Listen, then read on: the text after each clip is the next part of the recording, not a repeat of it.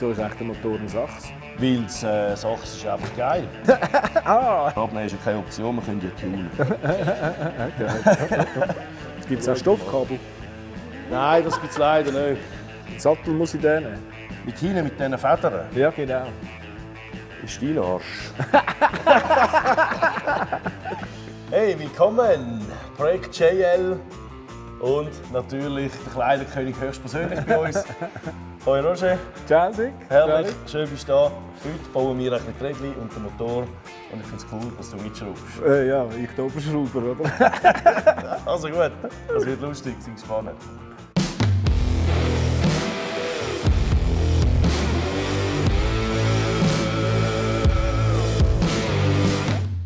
Also Roger, Was brauchen wir? Herrlich, schau jetzt, das ist Handschuhe, recht geil. Helm. Ja, genau, ja, Handschuhe. Nein, du siehst, der Zusammenbau ist immer sehr, sehr super. Okay.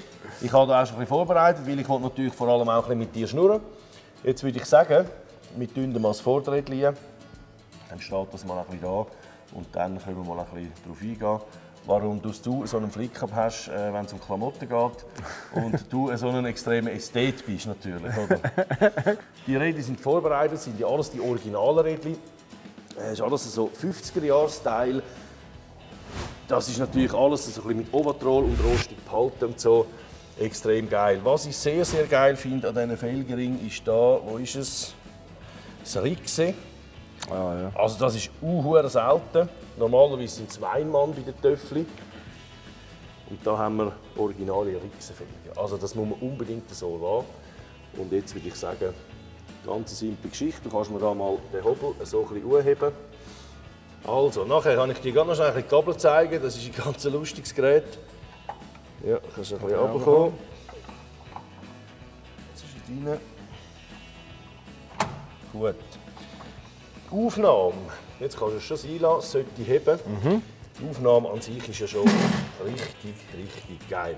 Normalerweise hast du immer die Gewinnpölzer vom Rädchen durch und dann schraubst du einfach normale Mutter an. Hast du gedacht, die Schrauben sind zu kurz? Genau, also das Rädchen kannst du eigentlich gar nie verlieren, oder? Geil.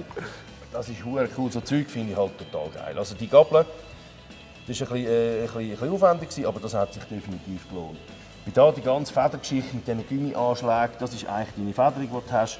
Da rein alles mit Messingbüchsli, das haben wir natürlich alles neu müssen herstellen. Da die Büchsli und Die gehören dazu, die Gummi? Genau, das Aha, ist die Federung. Anstatt der Feder hast du einfach die Gummi, oder? Und das ist natürlich recht simpel. Aber du siehst auch, der Weg zum Drehpunkt ist hier länger und da ist sehr ein kleiner. Darum gibt es natürlich nachher so eine angenehme Federkonstante. So. Also die Aufnahme, das ist so etwas Geiles, oder? Ja, das ist wirklich, das haben wir noch nie gesehen. So. Jetzt schraubst du es quasi fest an, nachher klemmst du die ganze Geschichte noch. So unheimlich geil. Allgemein das Federli, das Federgäbeli, ist auch schön. Natürlich immer schön Schmutzi an überall. He. So, Das ist das Fett, das drauf da ist. Genau. Dacho natürlich wichtig, dass du auch weißt, wie schnell dass du unterwegs bist. Ob 37 oder 32. Wie bist du auf die Idee gekommen? Oder wieso machen wir das Töffli? Weil ich immer in die Ohren gehangen bin und du willst im Sommer ein bisschen mit dem arbeiten. Und ja, das ist so. Du bist schuld eigentlich. Einmal mehr. Ja, wir haben ja schon einiges erlebt miteinander. Nebst Cars und Bike Barbecue Geschichten und deine Anfänge da. Klaus Party, oder? Zum Beispiel, genau. Oder? Unser Grinch, oder? Und ich als Weihnachtself haben wir eine Klaus Party gemacht zusammen. Ja. Hey, ja, und dann in diesem Museum unser Weihnachtsessen, gell? Ja. All die Töffel rumstehen. Und dann das war ganz früher, im ersten Ausstellungsraum richtig, eigentlich. Genau, da oben noch dort. Ja, das war lustig. Dann, wie viele Leute waren da? 5, 6? Ja, etwa, ja.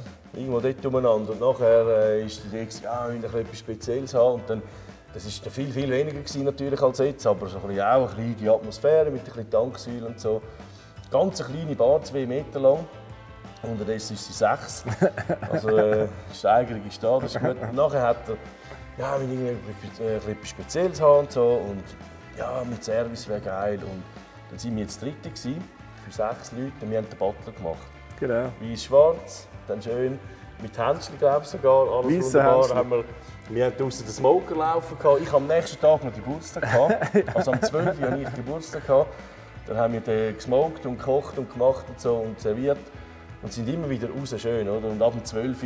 ist dann richtig abgegangen. Weil dann wir sind eigentlich nach dem Essen schon besoffen. Ja, ja, zwischen jedem Gang hat es Schnaps gegeben, oder? Schnaps, ja, nebst dem Wein und dem Bier. Und genau. Aber ja, ihr habt das wirklich wunderbar. Also, kochen kann er auch. Und wie? Ja.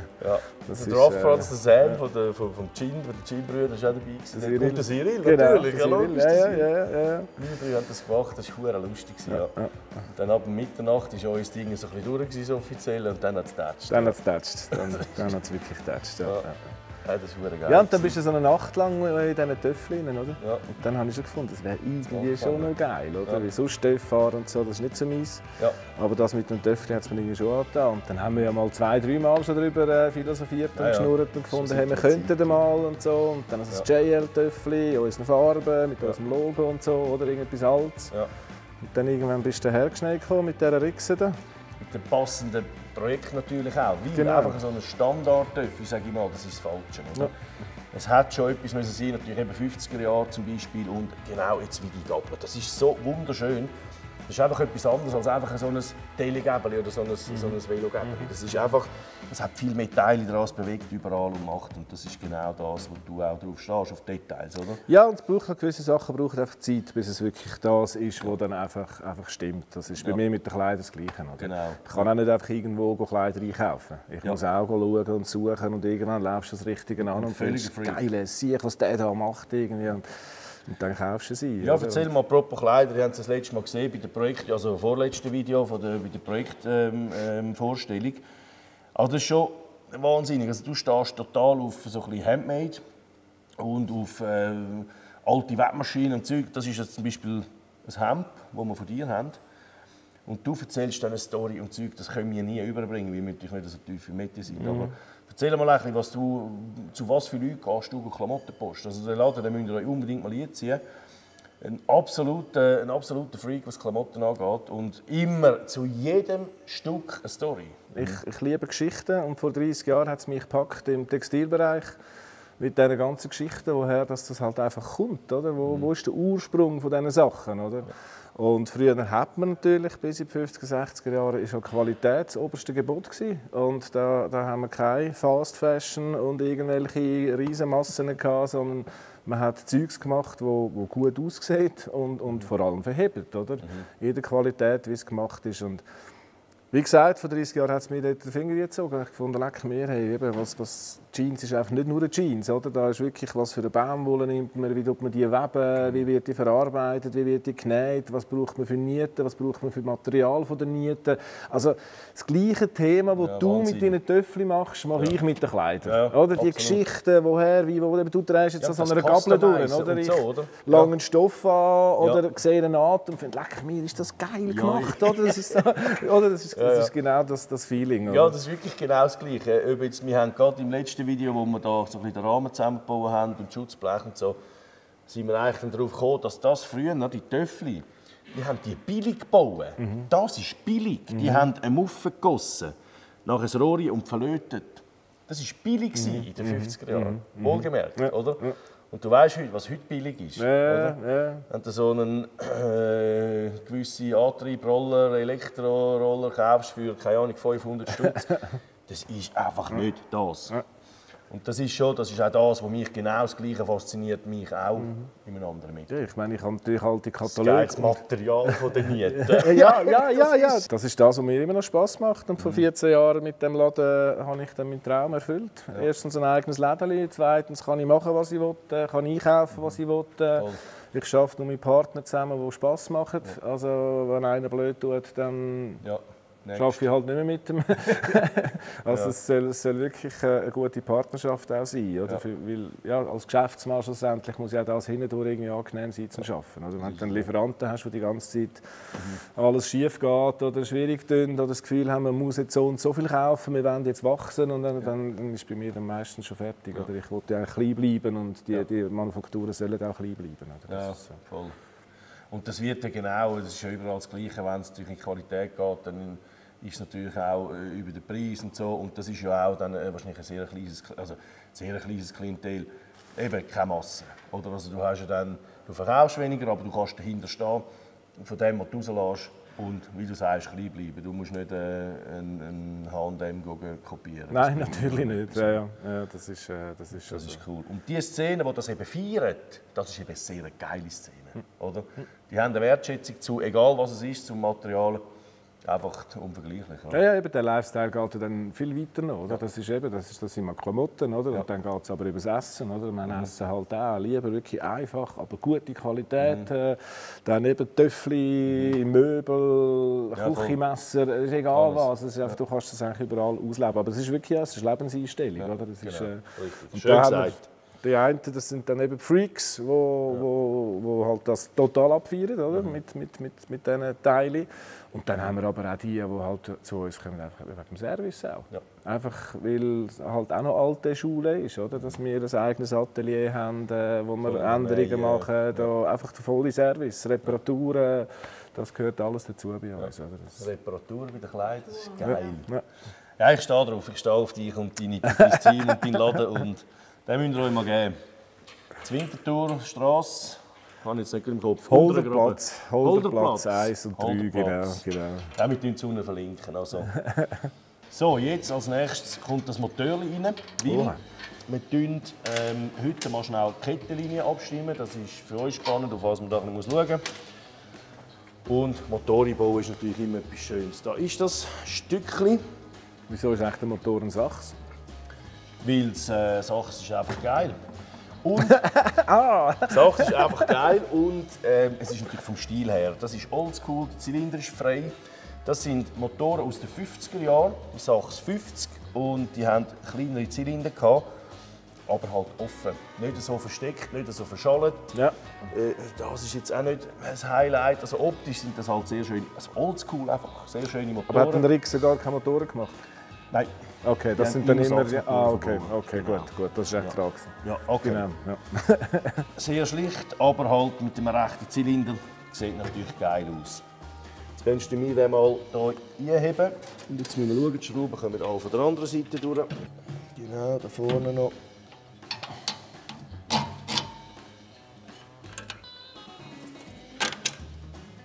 So, das passt, ist gut.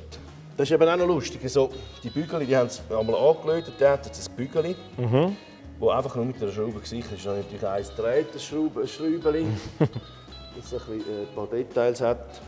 Genau. Wir machen eine Schmütze an. Welches kommt am Rahmen? Das Griffelte zu der Mutter. Gut.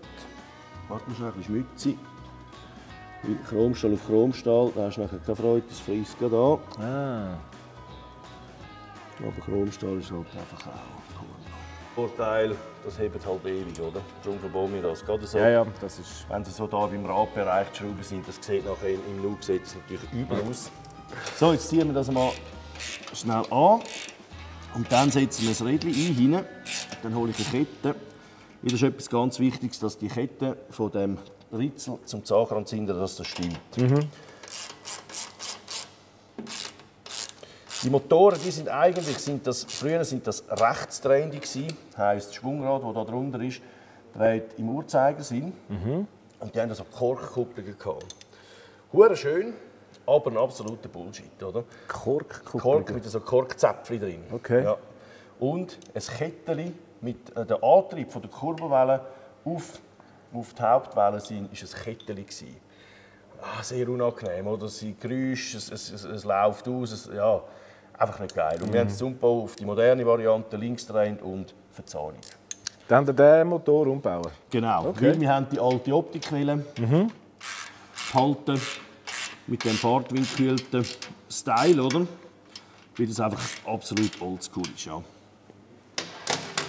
Jetzt setzen wir mal schnell das Hinterrad ein. Das war der alte Zahnranz, oder? Das haben früher, das relativ schwache Motoren, die haben jetzt 1,25 PS gehabt. Und sind dann so lange übersetzt, dass die wenigstens 40 gelaufen sind. Aber natürlich mit mir drauf ist beim ersten Högel fertig. Wir haben immer wieder, fast in jedem Video haben wir über das Gewichtsproblem, oder? Aber abnehmen ist ja keine Option, wir können ja tunen. Und das da, das ist ein 28er Kranz und du siehst, jetzt haben wir hier etwas rechts gemacht. Mit dem M36x1 Feingewind. Und ja, ich habe es jetzt natürlich schon ein bisschen angezogen. Das ist einfach da drauf geschraubt. Und wir haben dann halt einfach das hier genommen, abgeschnitten, passend gedreht und wieder angeschweißt. Oder? Und da hat es die Mutter, die ist nachher zum Kontern. Zuerst müssen wir jetzt aber schauen, ob die Kettenlinie stimmt. Siehst du, der Radspanner und die Mutter, das behalten wir natürlich alles in dem. Ja. Das gefällt dir, oder? Das ist schön. Gut. Gut. Das ist. Jetzt machen wir hier die Aufnahme. Siehst, das ist immer sehr, sehr fein und klein. Jetzt machen wir hier die Scheibe drunter, einfach um die Fläche ein bisschen vergrößern. Hier. So. Gut. Jetzt tun wir die einfach mal an. Das ist auch etwas ganz Geiles. Ich finde das hure schön. Das ist bei keinem Hobel mehr dran. Ah ja? Weil das wird einfach vorgerührt und mal wie die Stoppmutter oder etwas gemacht. Aber das ist natürlich, schau mal, die langen Muttern, oder? Das ist geil. Genial. Also hat doch wirklich noch viele Specials, die hier einfach wirklich schön sind. Und dann ziehst du die so hinterher. Genau, das ist so der sogenannte Radspanner. Und jetzt hole ich mal schnell eine Kette. Und dann müssen wir schauen, wie die Taste hier mit dem Ritzen da vorne fluchtet. Das ist ganz etwas Wichtiges. Okay. Kannst du wenigstens mal schnell da? Dann hast du wenigstens auch noch ein bisschen fettige Hände. Ein bisschen weniger, dass da nicht über den Rahmen hinschlittert. So. Genau. Oder musst du nicht aufmachen für das, ja? Nein. Jetzt haben wir es.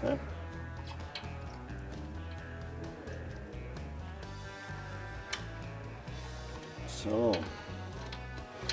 Jetzt kommt das gut. Jetzt müssen wir die mal ablängen. Da schauen wir immer, dass es im vorderen Drittel ist. Und natürlich auch, dass da der Pneu so ein bisschen ausgemietet ist. Oder? Ich finde es immer schade, wenn der Pneu zuvorderst vorne oder zuhinterst hinten ist. Das sieht so unstimmig aus. Und jetzt mal schauen, wie das aufgeht. Ja, das ist sogar gut. Das könnt ihr noch ein bisschen führen, das ist perfekt. Also, dann nehmen wir ihn da, trennen. Und das kannst du machen. Kannst du da den Bolzen rauspressen. Auf drehen. Genau.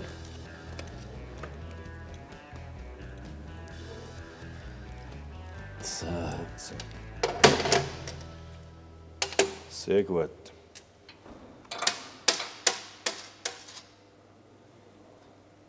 Noch ein bisschen.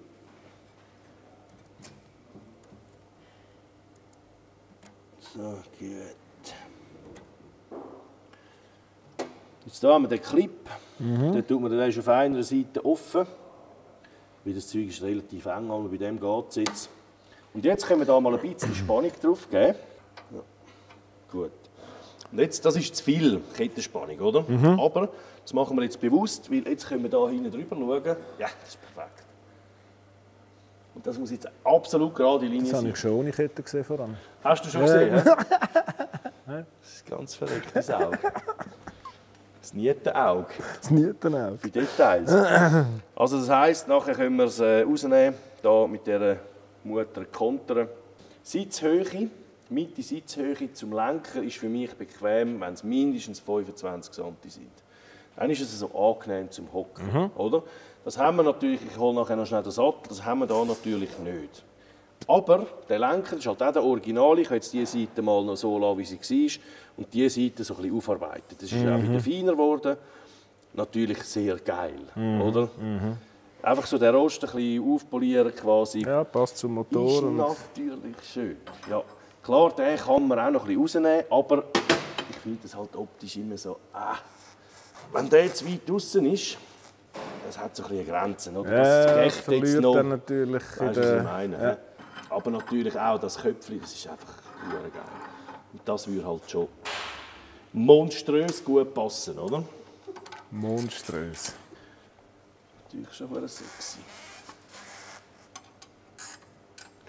So, das langt.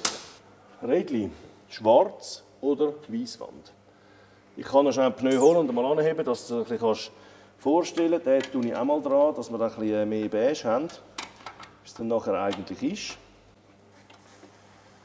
So.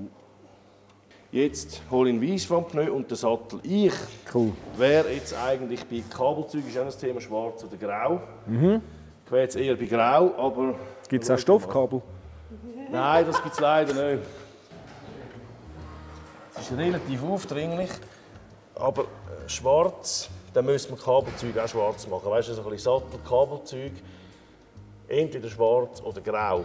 Das Problem ist, wenn wir grau gehen, mit Weisswand ist dann wieder etwas mehr drin. Und Und Weiss, finde ich, ist keine Option. den Sattel muss ich den nehmen?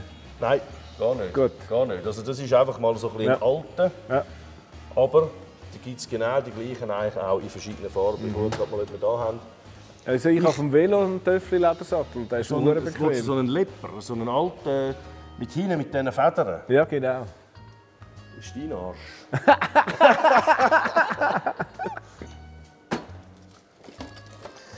Ja.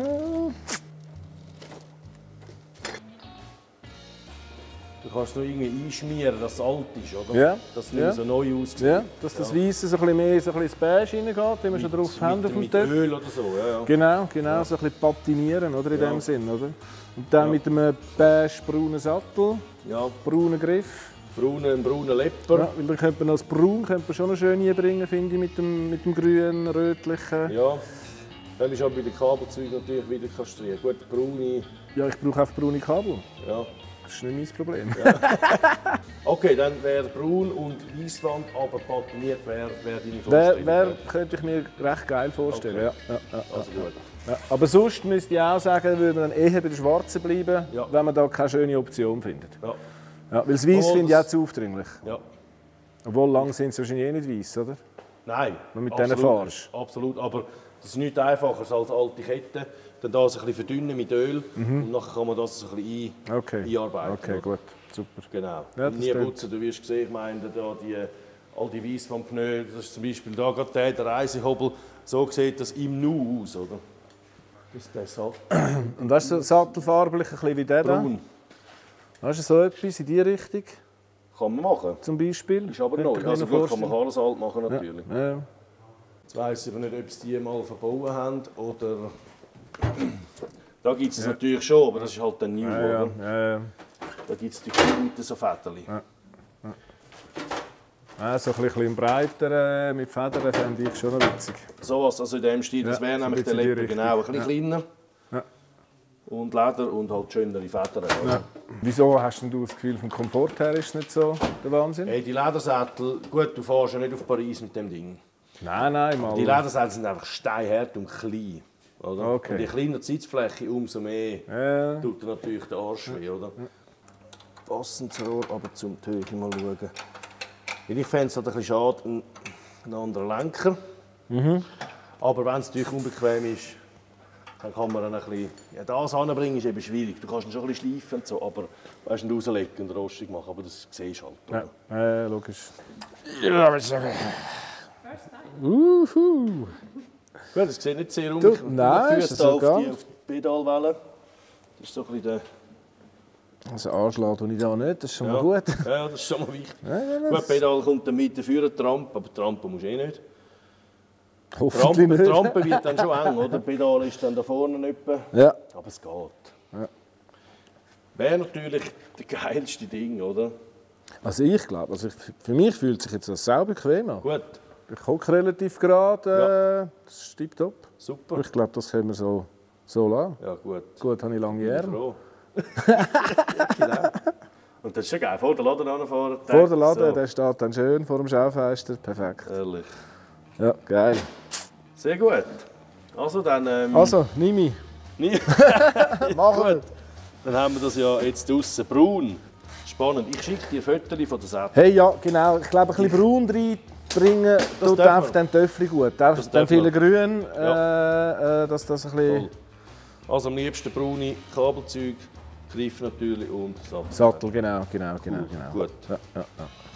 Alles klar. Dann suche ich dann mal noch irgendwie geile alte Satteltaschen. Voll. Oder so. Ja, das ist dann Tuning. Ja. Das Personalisieren, oder? Und den Fuchsschwanz komme ich auf die Übergabe über. Fuchsschwanz passt jetzt. Du musst das Lederbändchen wenden. Federbändchen, ja, genau. Franzeli da. Ist das nicht mehr mit dem Fuchsschwanz? Fuchsschwanz? Nein. Also gut, wir machen bewusst natürlich noch nicht den Tankon etc.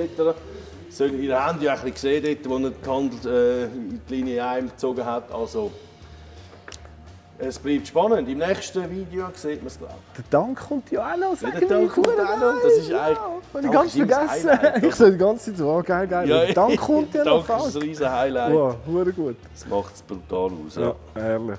Ja, geil, Roger, danke Hey, fürs super. Schrauben. Du musst wieder weiter. Ich muss Dann hast du auch noch auch etwas noch zu etwas tun. machen, gell? Gut, Herzlichen danke Dank. vielmals. Merci. Wir sehen uns. Geil, super. Auch wir sehen uns und wie wir wundern, wie gefällt dir das Projekt und natürlich die ganze Story rundherum. Schreibt es gerne in die Kommentare. Danke vielmals fürs Zuschauen. Tschüss, Roger und tschüss. Ciao zusammen.